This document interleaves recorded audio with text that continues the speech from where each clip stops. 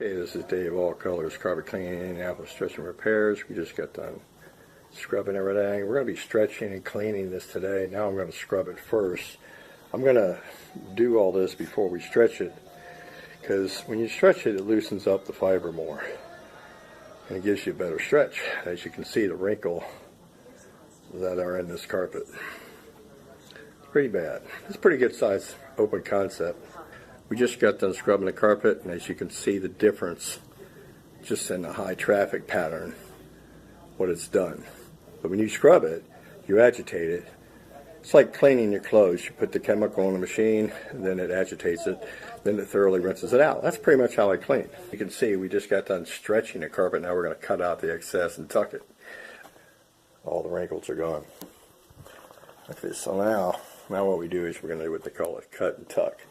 This also area here was bad. Now, when you stretch a carpet, what you have is, as you can tell, that's not a raise. That's where the line was. That's all that is. This is a result of the cleaning and the stretching. Everything's tight. All the wrinkles are gone. That's what a power stretch should do for you. Okay? And the cleaning and the grooming of the fiber has all been completed. This is the hallway. Kind of dark back here. But all those wrinkles are gone. Thanks to a power stretcher. I wouldn't do it without it.